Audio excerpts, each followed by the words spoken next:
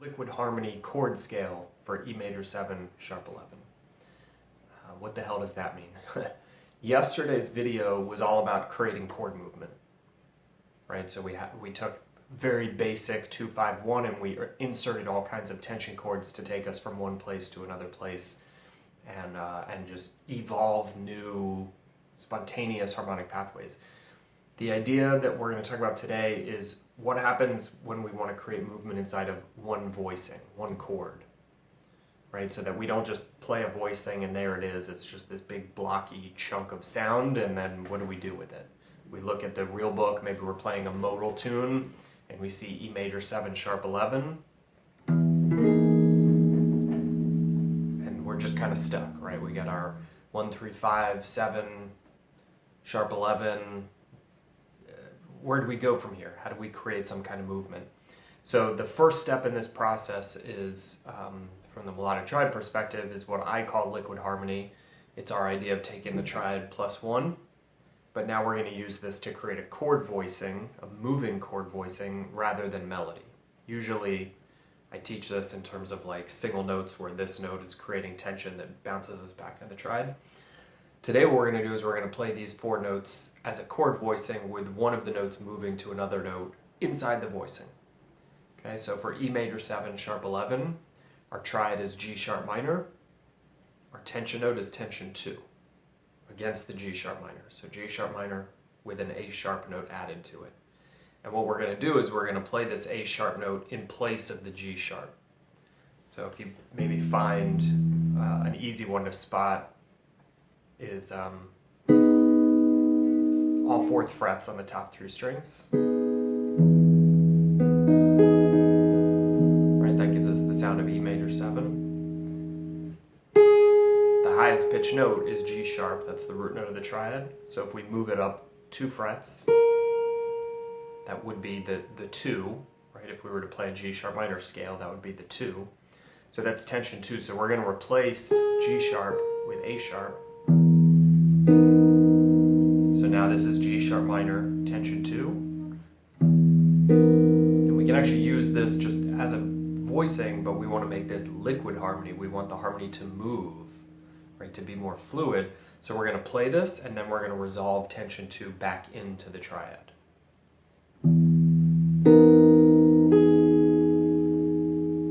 Okay, notice I only moved that one note. I only plucked that one note. The other 2 notes rang the whole time. Those 2 notes, we don't want to break them, we don't want to repluck them, we just want to let them ring out.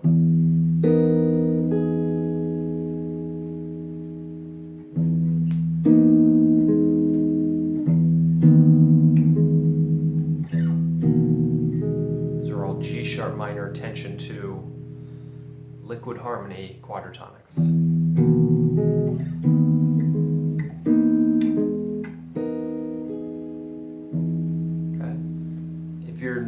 To melodic triads and to hanging with me and you haven't delved into this concept yet, that might be a little tricky. We're going to make it harder. Okay, so we're going to do our triad pair for E major 7, sharp 11 is G sharp minor and A sharp diminished.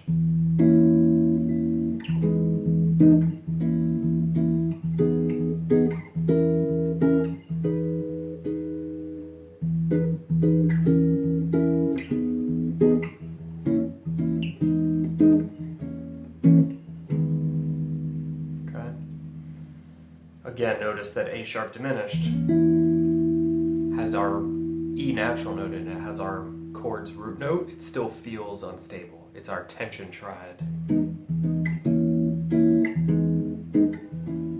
It wants to resolve back to G sharp minor. It has the harmonic root note. It has the 6, which if you study Barry Harris stuff, like the 6 is generally more stable than the 7 is, the major 7, but in this setup, the G sharp minor is just a stronger sound. It's got that gravity to it.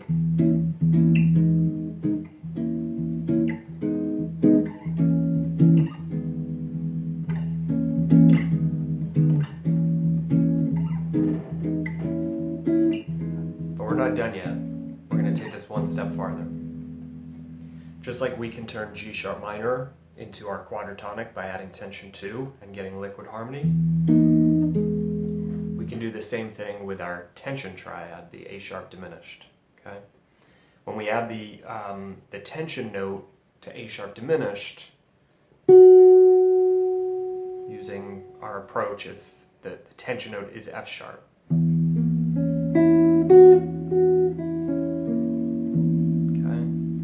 so this is tension flat 6, and what it ends up giving us, or what it looks like on the fretboard, is F sharp major triad tension flat 7 is the easiest way to explain what this is. So we have two quadratonics now, G sharp minor tension 2,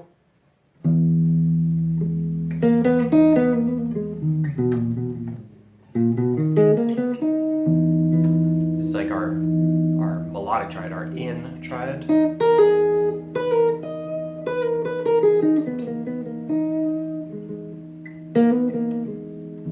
Right? And then we have F sharp tension flat 7.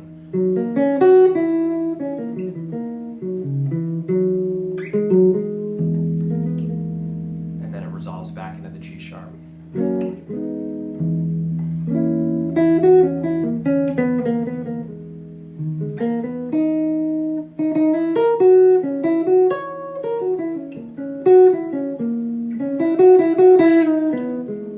you hear that gravity? It's like rolling down a hill.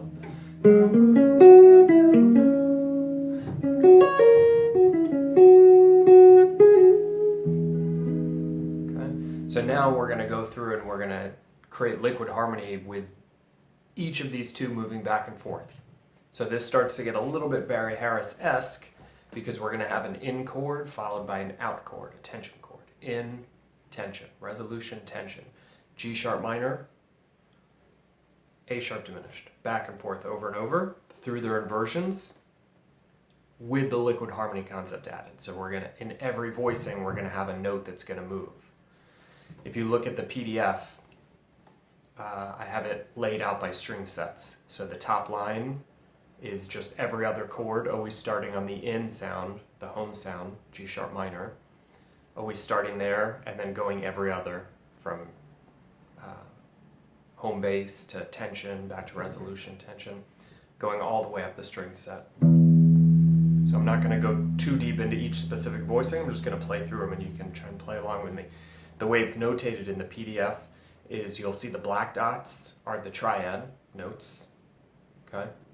So if you just look at the pure black dots, you should see either G sharp minor or A sharp diminished, and then there's one note that has the white circle in it, that's the tension note.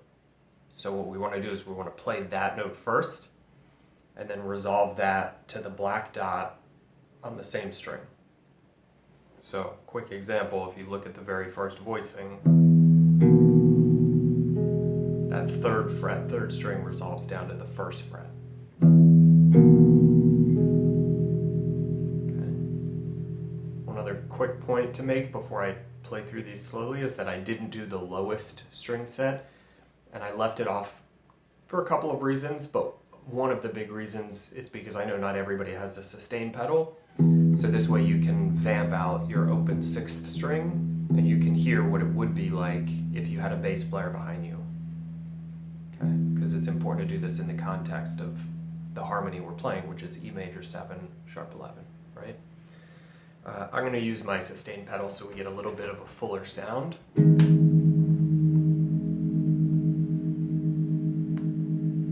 Checking with you guys, make sure nobody's melting down. Gary, what's up, man? Good to see you. Nick, hey. Daniel, awesome.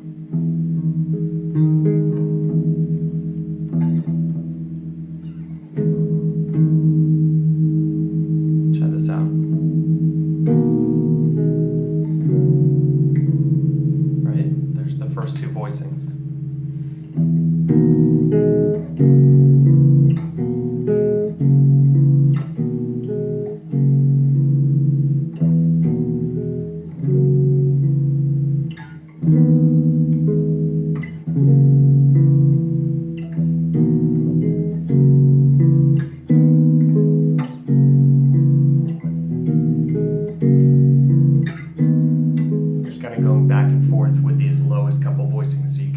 this in somewhat of a musical situation. If you could imagine some drums behind me, a nice like modal vamp.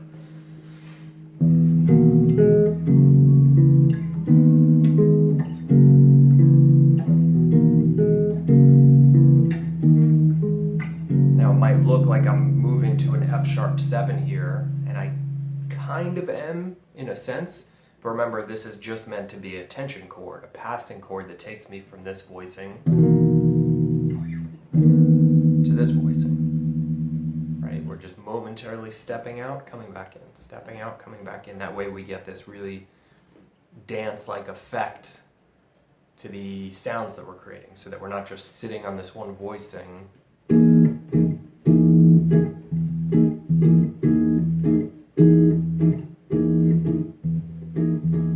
Right, that's kind of one of the downsides to learning to play jazz from the real book. We see this symbol on the page, we associate it with a particular hand shape on the fretboard, which is an important step. We have to learn to do that, but at some point we have to transcend that, and we have to learn to bring this thing to life and to make it move and dance. Yesterday's class was all about how do we think ahead and start using tension chords and passing chords to get us to another point. This is all about how do we take this one point and insert tension and movement inside of it. Just a little bit of drama.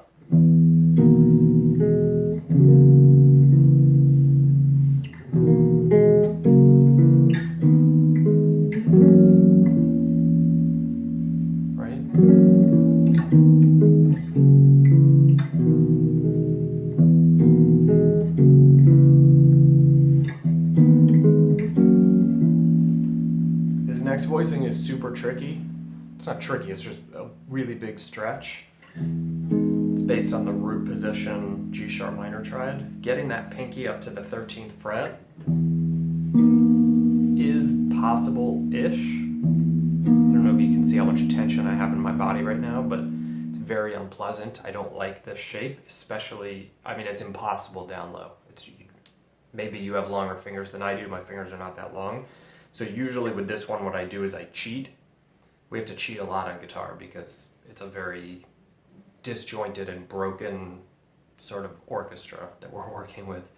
But there's usually ways to, if we're creative about it, to kind of get around the system. So what I do with this shape is I leave out the middle note at first. I just play the top note and the bottom note of the voicing, and then when I resolve tension 2 down to G sharp, I add the middle note in, because it's in the middle. It's a little bit hidden. It's not perfect, but it's pretty close. I'd rather cheat and get it pretty close than develop carpal tunnel. Like, that's my feeling.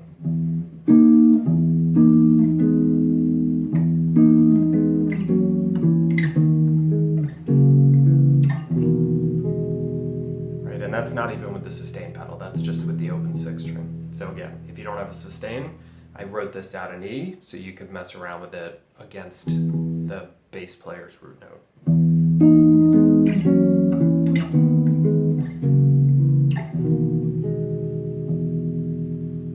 Okay. Very often when we play chord scales, we're playing all 7 diatonic chords of a key, and that's not really implying the sound of a tonality of a harmony of a chord, right? It's superimposing 7 different chords on top of it. This idea, I keep referencing Barry Harris's name, this idea is much closer to what Barry's doing, where he has a tonic chord and a tension chord, tonic, tension, and the whole chord scale is just going back and forth over and over. He's just using more of the 4-note kind of 6-chord and diminished chord sound, the more old school sort of bebop element to the music, whereas building it with triads this way, it's a little bit easier to see on guitar. We only have 3 pitches that we're hearing at any time, so it's a little less dense and maybe a little easier for the fretboard. And I kind of feel like it might get into a little bit more of like a modern vocabulary, but that's a little bit subjective. Plenty of his stuff is crazy modern.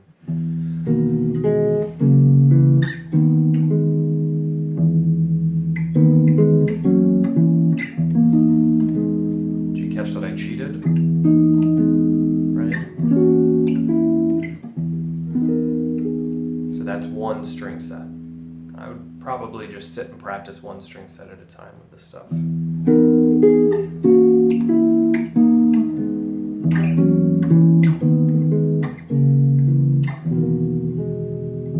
Okay. Let's check out the next string set.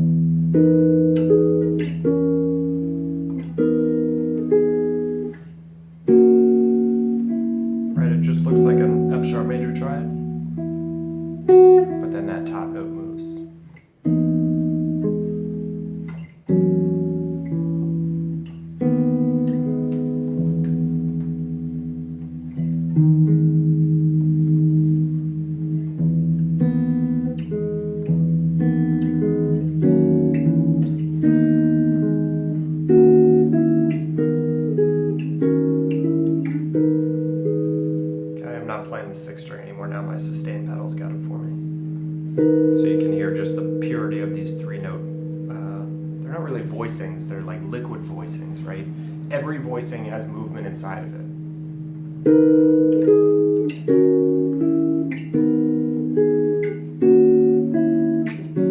Oh, skipped one. Sorry, let me do that again.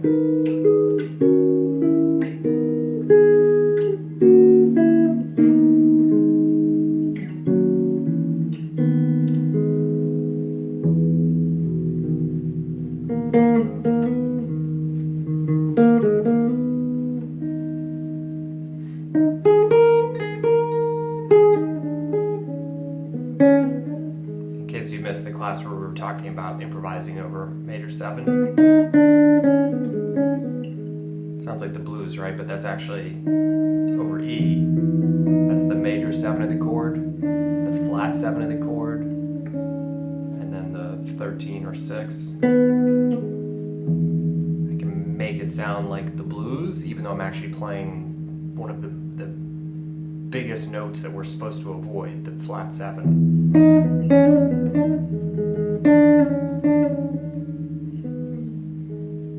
Because again, our ear is relating all of this to G sharp minor, not E major. Even though I'm obviously playing an E major 7 chord, it's all built on G sharp minor. Okay. Let's do the last string set, and then maybe we'll try and wrap up by tying the entire fretboard together.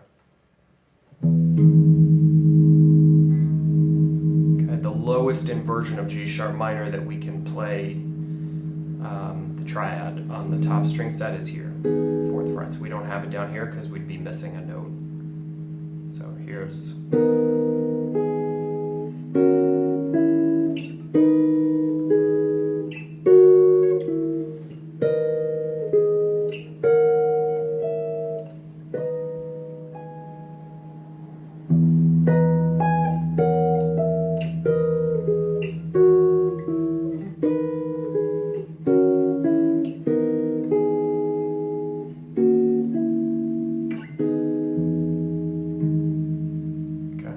E major 7, sharp 11. We're using the technique of liquid harmony, and we're playing our melodic triad chord scale.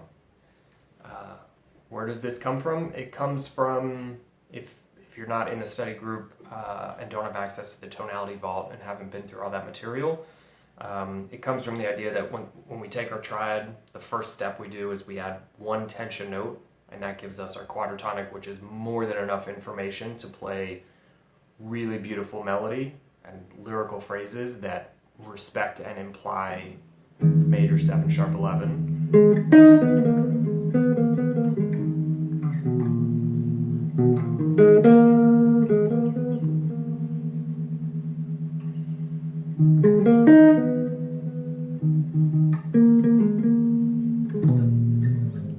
Right? That's the first step. The next step is we would add a second note, second tension note, and then a third. Once we have the third tension note, now we have our triad pair, which is G sharp minor and A sharp diminished.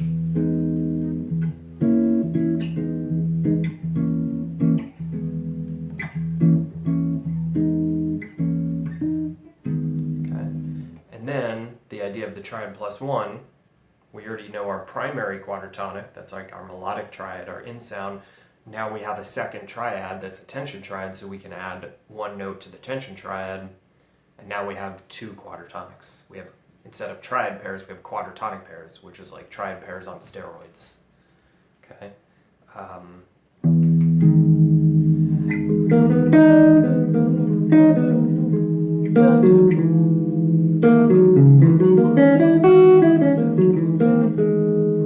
Can you hear how the line feels like it's pulling you away from home and then bringing you back in?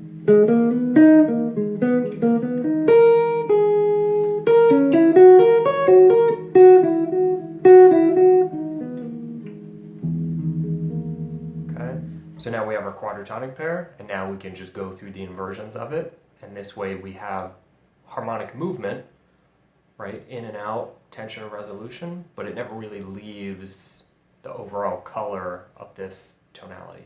So if we're vamping on E major 7 sharp 11 for 4 bars, we can, I probably wouldn't recommend that you just run all the way across the fretboard like I'm about to try. But you could take 2 or 3 or 4 inversions of this and kind of dance up and down, ascending and descending. And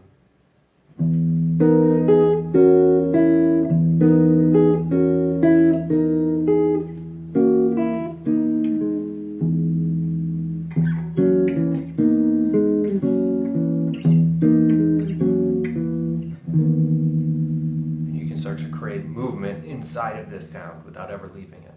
Again, very different from yesterday. The same concept of trying to create anchor points and tension points, but now we're not taking anchor points, now we're not leaving our anchor points to move somewhere else. Now we're just sticking the flag in the ground and trying to figure out how do we dance back and forth inside of one sound, which we can combine with the ideas from yesterday's video where we're, you know, we can dance around inside of one sound and then we can use tension chords to take us somewhere else. But right now, that's not what we're talking about.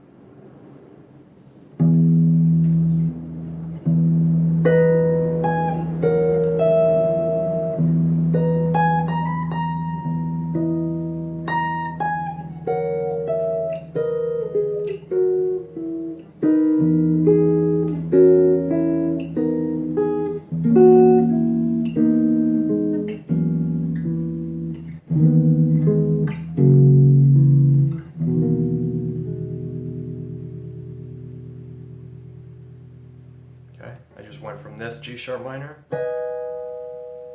all the way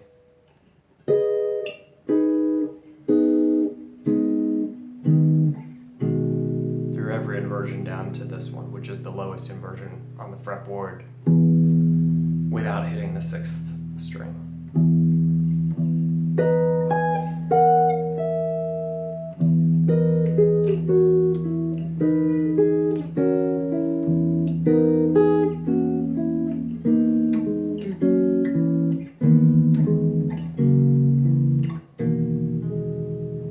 This is just like running a scale, so the music's not really going to be found by playing this all the way up and all the way back.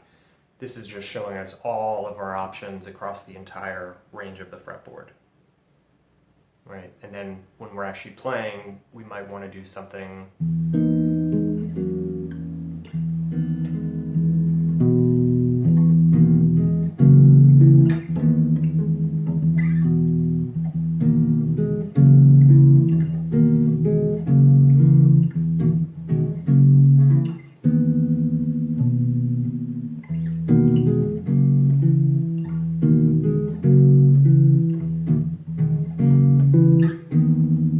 a little bit more sticking to, you know, 1 to 3 to 4 voicings without getting too all over the place, especially if we're comping. It can get a little bit too busy if we're comping. You have to be very careful, but it can be used for comping, solo guitar,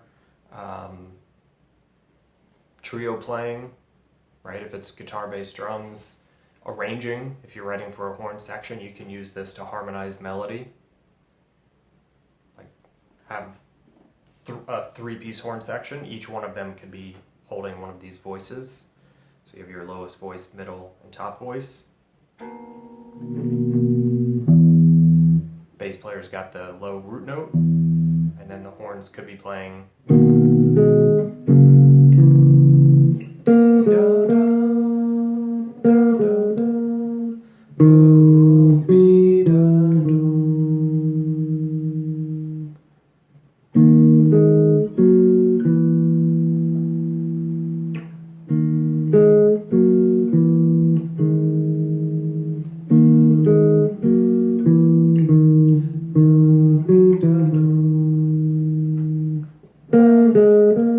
And then the low voice. So now everybody's got total independence from each other. They're moving at different times, different tempos, melodically. They're just, it's not pure parallel lockstep.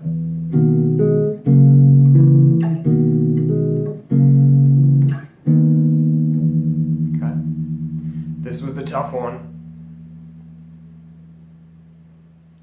If some or most or all of it went way over your head, that's what Friday's for. Advanced Melodic Triad Concepts.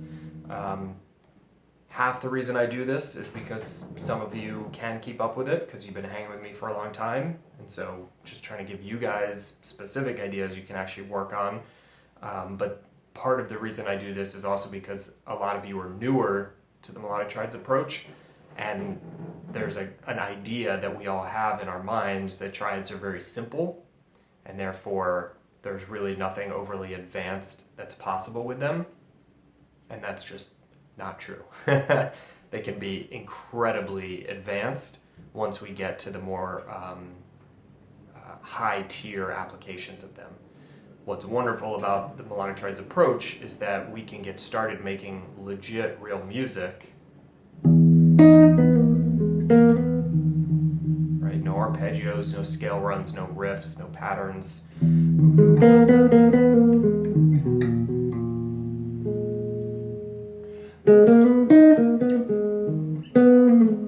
Right, that's just G sharp minor triad with one tension note. That's it.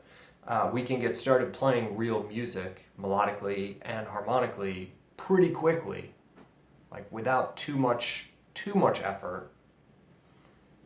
And then all the shapes that I'm looking at right now to get this more advanced stuff are the exact same. So once we get the basic foundation set, as we want to get more advanced, it's not about memorizing 10,000 more things, it's about learning to see those exact same shapes, just in slightly more interesting and creative ways, like taking two of them and going back and forth, or moving into the upper structure of a chord versus the lower structure. This is upper structure already. Hopefully that makes sense. Let's see if anybody has any questions.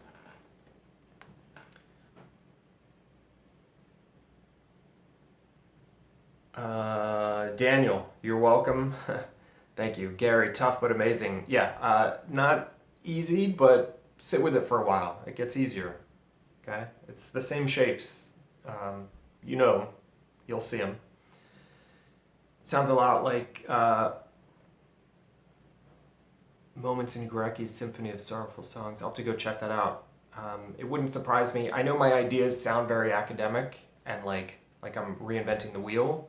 But Gary, you and I have hung before and talked, and I know a lot of you guys have noticed this stuff already. Like when we just look at music, classical, bebop, jazz standards, pop, like quadratonics are everywhere.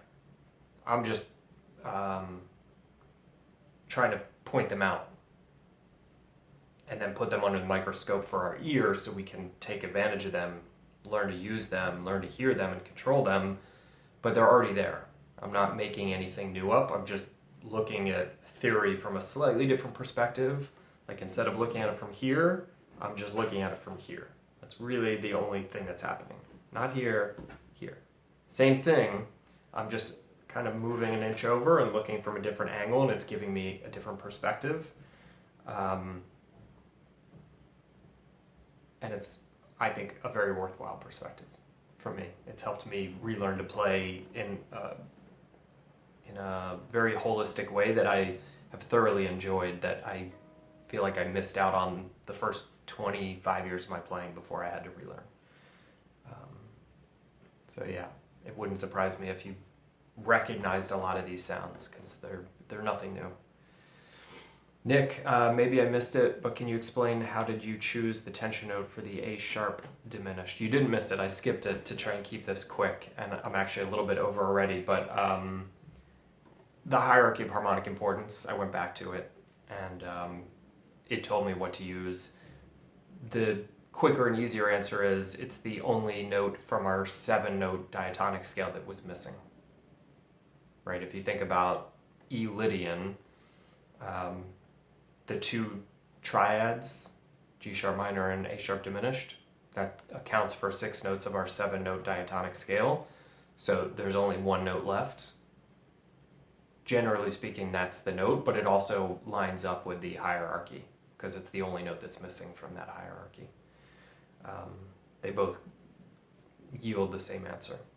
Although there might be some weird, like altered type chords, or like a half-whole diminished type of chord where there's more than 7 notes in the scale, right? Like really out there kind of harmony, very advanced stuff. Not that half-whole diminished chords or dominants that come from half-whole diminished, not that they're that advanced, but those have 8 notes. So in those situations, I would go to the hierarchy. I always go to the hierarchy, but in more modal type stuff that's a 7-note scale, you can just think about what's the 7th note that's missing, and that's your tension note. Yeah. And I will check the other comments once we wrap up, because like always, they don't show up live for some reason. It's showing me there's a handful more, but it's not showing me what they are. It just says the total number account. Have fun with it. Take your time, go slow. If it's way over your head, then maybe hold off for a little while and just get used to the basic stuff, or hit me up and ask me questions. You're welcome to drop questions in the comment section, and I will get to them. Okay? Have a great weekend. See you guys on Monday. Happy practicing.